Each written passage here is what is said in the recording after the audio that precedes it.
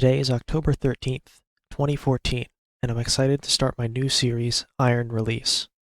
For a full breakdown of my goals and exceptions, go watch episode 0, but the 2-second version is that I'll be playing like there hasn't been any updates since Iron Man mode was released. I haven't played any new account in a long time, since I started my original Iron Man, so I have absolutely no idea what I should do first. I decided to grab a Wicked Hood, a Dwarven Army Axe, and kill some cows, just because it was something to do.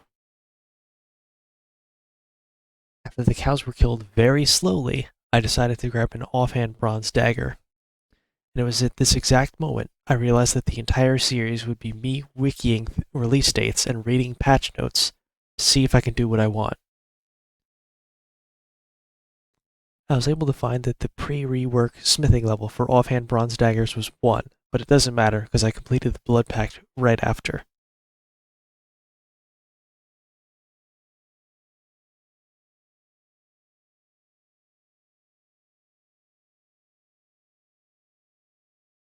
After that, I decided I need a couple more abilities on my bar, so I grabbed a level 12 magic in the catacombs, and then went and did ranged and melee at trolls.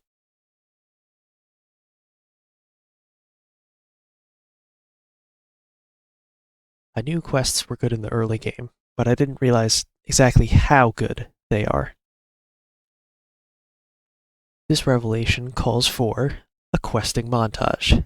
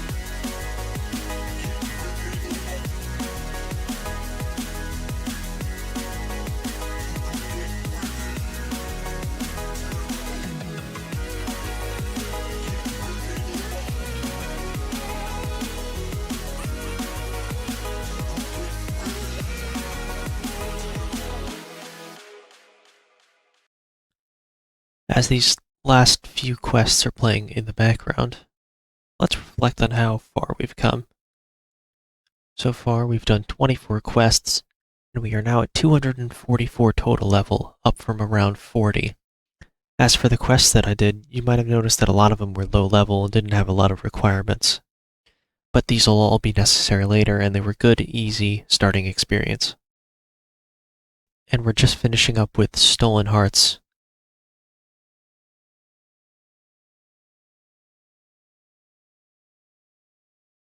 And Diamond in the Rough. And we're finishing with 27 quests complete and 255 total level. The big question is, what should I do next? I was feeling a little burnt out on quests, so I decided to do the Ardoin Easy tasks. This will give me the Artie Cape, which has decent stats for a low-level cape, and a teleport to an altar. The teleport can also be my emergency escape if I ever need to get out of a situation. Also, I took this screenshot after I'd already done it, but even though I was pretty burnt out on quests, I still needed to do Tower of Life and Monk's Friend. The problem with the Tower of Life is that it requires 10 construction. So I needed to get around level 7 construction before finishing off with Perils of Ice Mountain.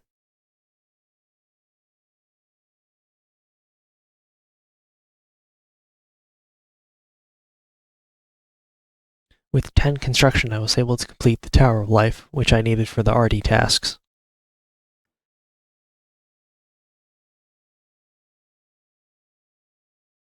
And the last one I needed for the Artie tasks was Monk's Friend.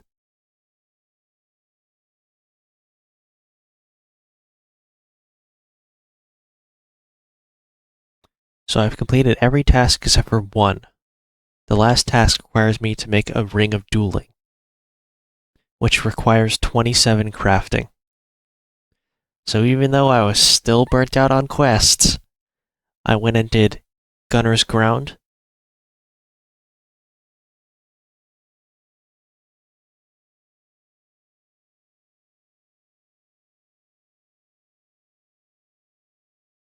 followed by Dwarf Cannon,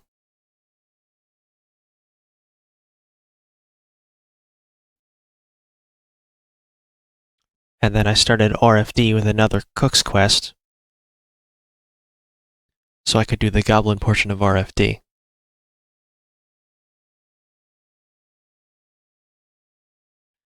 And then Murder Mystery,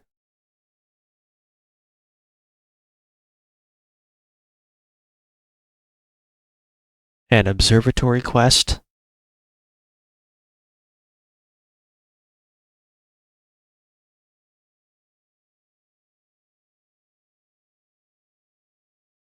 and Priest in Peril was required for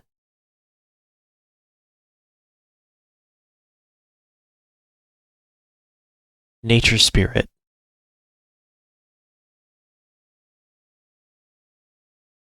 And now that all those quests are done, I finally got level 27 crafting.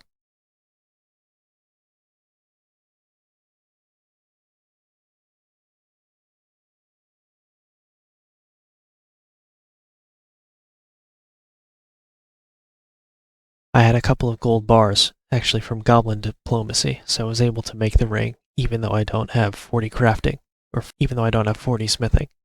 I decided to take a quick pit stop and finish Witch's House. The boss fight was too difficult before, but I was able to go through it this time, with higher magic level.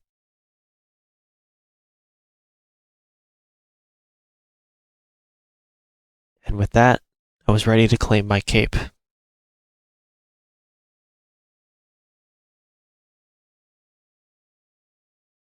Now the question is, was this worth it? I'd say not really, because while the cape is good, the XP lamp requires level 25 and a skill to use it, so I can only really use it on crafting. I can't use it on something like Herblore or Agility or Prayer. That would be more useful. And now I've officially been Stockholm Syndromed by quests. I continued on by completing Elemental Workshop 1, followed by Elemental Workshop 2,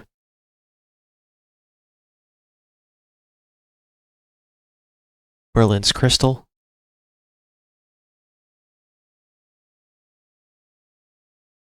Gnome Village for the combat XP,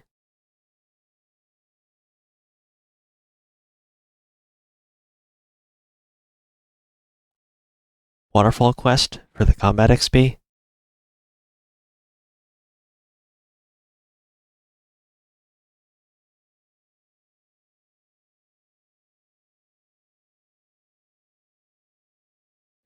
and Holy Grail for the prayer XP.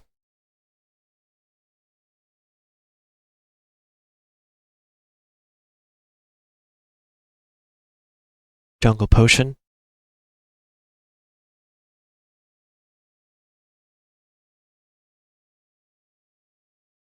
Fight Arena for more strength XP,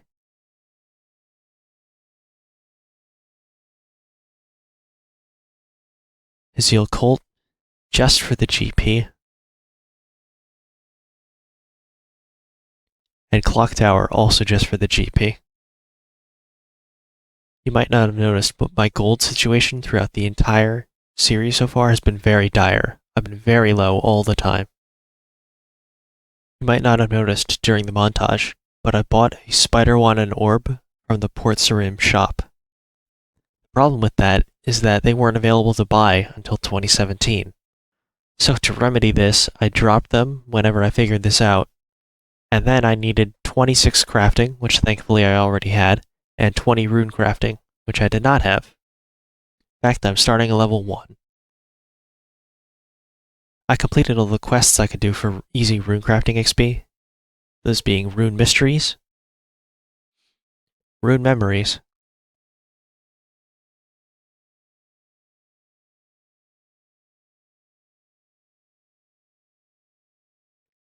and the Abyss mini quest.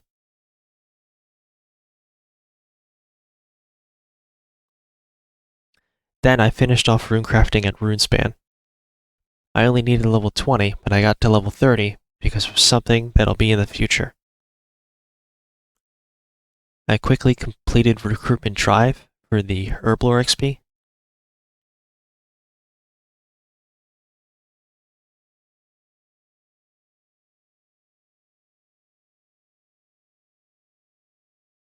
And then after all of this, to get a level 20 magic weapon requirements, I'm level 30 magic, so I bought a battle staff. Next I completed Missing Presumed Death.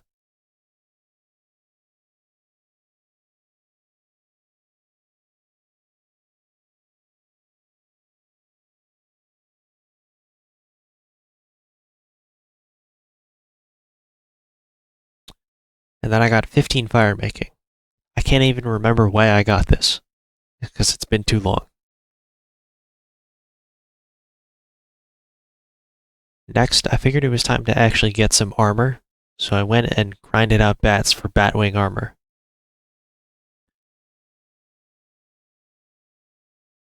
Thankfully, I already had the crafting level due to all the quests that I've done.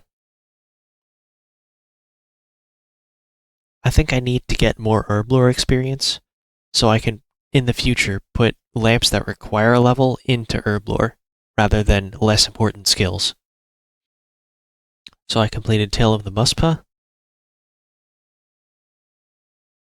and then did the post-quest activity to get Herblore XP.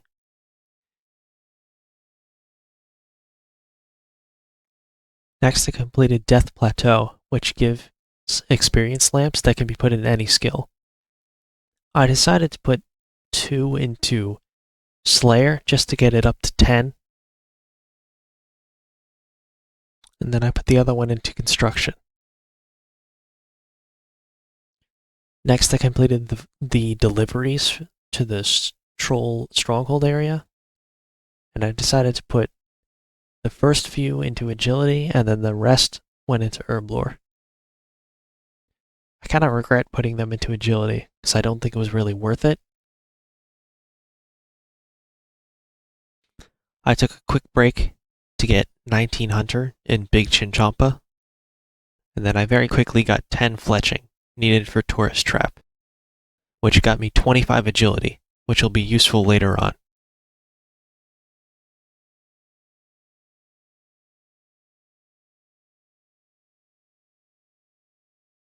My GP situation is looking dire as usual, so I completed the Stronghold of Security and the Stronghold of Player Safety. And you know I put that into Herblore.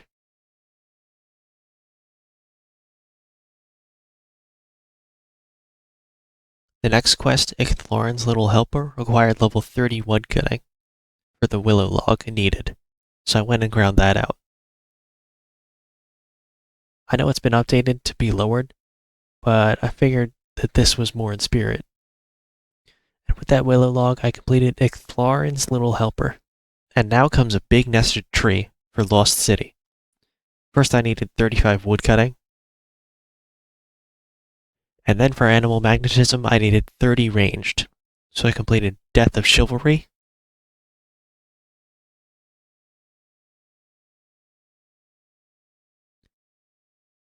and the Death of Chivalry post-quest farming reward.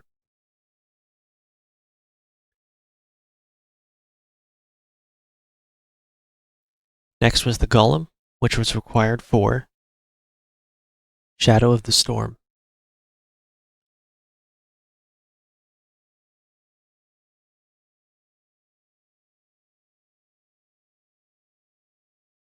Moving on to the Goblin series, starting with the Lost Tribe. And the next quest requires 2 ham sets. This took me like an hour to get, and I completed the next quest, Death to the Dorgashin.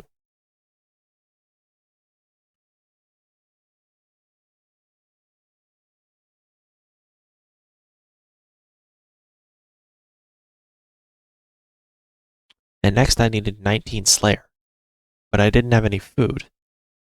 So I went and fished and cooked for that. And then I did my first Slayer task, which was Hill Giants. These are pretty good. And then I got spiders.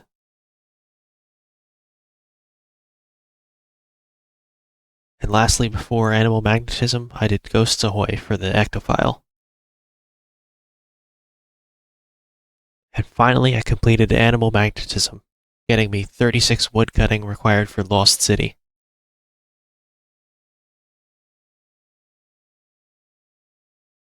And now I completed Lost City. That was quite a journey. While I was completing the next quest, I found a crashed star and decided to mine it, but it took so long it disappeared before I was able to finish. And now we're on to the next pickle, of Fairy Tale Part 1. You're required to present 3 items in order to get the secateurs, and I needed a blue dragon scale, a clean irit, and a mosquito proboscis. At first I thought I needed 40 herb lore to clean the irit that I had in my bag, so I started with the dig site, and then Shades of Mortun,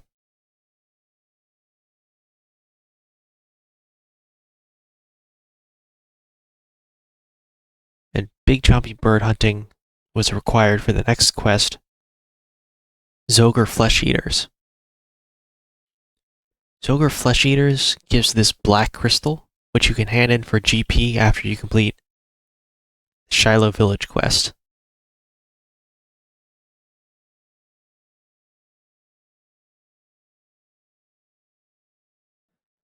From handing in all the stuff from the Shiloh Village quest, I was able to gain like 6,500 gold, which is really nice considering how little I always have.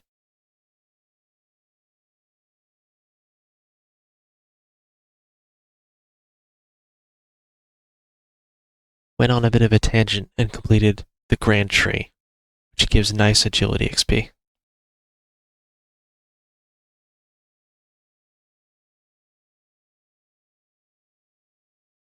At this point I realized I didn't need 40 herb lore. There's a guy in Narda who will clean your herbs for a little bit of GP, so that's just what I did. Now the problem is that I need better weapons in order to do Taibawanai cleanup, in order to get a mosquito to spawn. So I decided to get a split bark wand and orb, which requires 45 woodcutting for the bark. And it also requires 40 rune crafting and crafting. Then I went and almost finished off rune crafting, at the rune span, but I stopped when I had just enough XP left. I completed What Lies Below.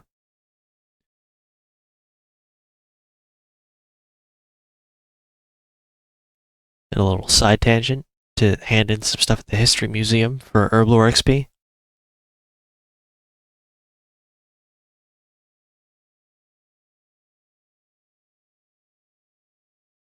Next was Sea Slug, which was required for another quest later. Next I needed 30 Slayer, so I completed Wanted. The Mountain Dwarf portion of RFD.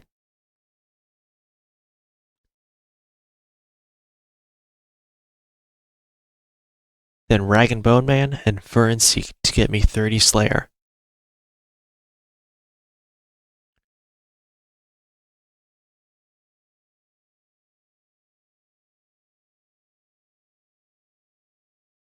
And then finally the Slug Menace, which got me 40 rune crafting and crafting at the same time.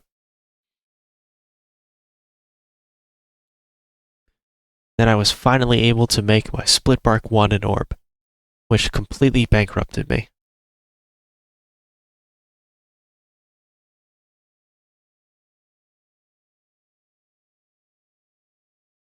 I finally decided it was time to end my GP problems, so I completed Buyers and Sellers, From Tiny Acorns, and Lost Our Marbles.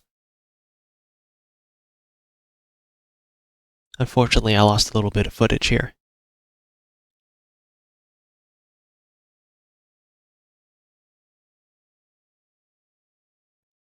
Lost Our Marbles doubles the amount of GP you get from guards on average.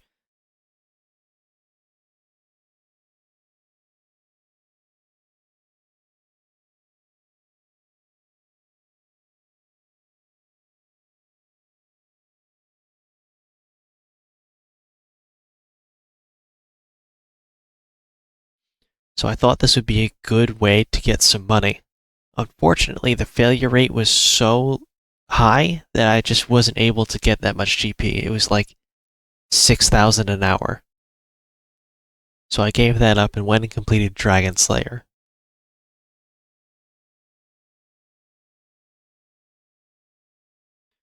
I had a bit of time to kill while watching an F1 race, so I decided to get my thieving up at doors.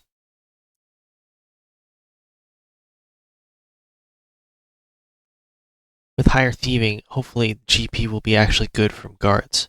Unfortunately, it was not. Now the lamps from Dragon Slayer require level 40 strength and defense, so I needed to complete the bar crawl, followed by Scorpion Catcher.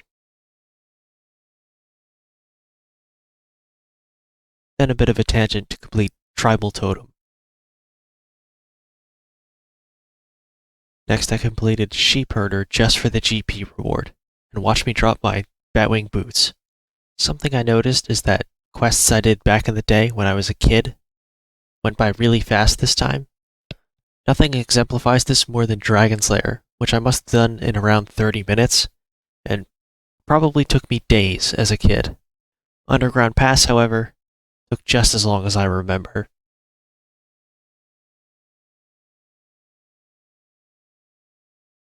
I grabbed 10 Divination while I wanted to AFK.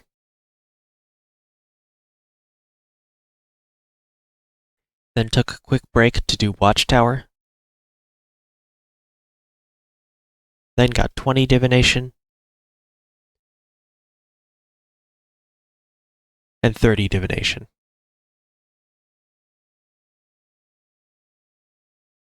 Now I've finally decided to finish Fairy Tale Part 1. If you remember, I still need a proboscis from Taiba 1 cleanup, but I decided to mine some gem rocks to get some gems to help me make a better machete. Now I thought I made a mistake here, because these gem rocks came out in 2019. So I dropped all these gems, and used the normal machete.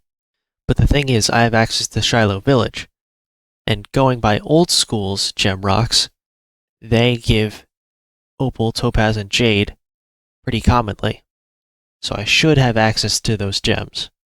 You can also extend this logic to say I should have access to sapphire through diamond as well, but they're pretty rare from old school gem rocks, so I'll be only mining from current gem rocks to get those gems very sparingly.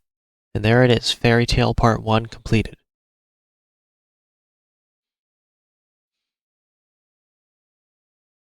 I decided to complete Troll Stronghold for huge Herblore XP gains.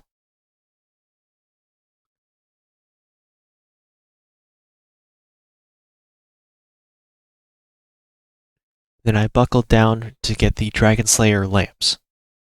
First with Search of Myarchy,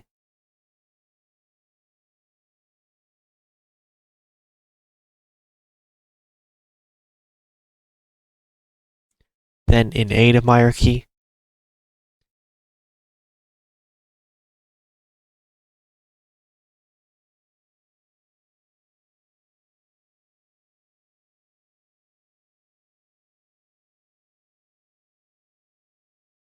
and then Haunted Mine.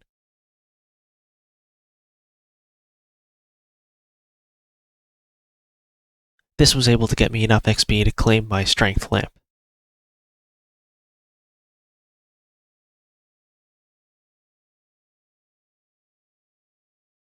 Next I completed Mountain Daughter,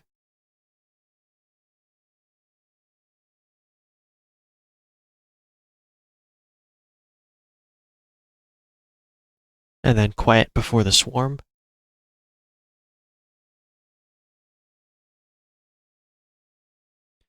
and lastly Horror from the Deep. At this point I am completely burnt out on quests, so I'm deciding to end the episode here. Taking a look at the stats, we've come quite a long way. We're now level 906 total, starting from nothing at the beginning of this episode. I'm very happy with how the stats are looking, except for dungeoneering, summoning, and construction. Those are pretty low. I was going to review the bank as well, but there's basically nothing in it. All I have is split bark weapons, batwing armor, an adamant two-hander sword, and a maple shortbow. What is there to talk about? And that's all for this episode. Thanks for watching, and I'll see you next time.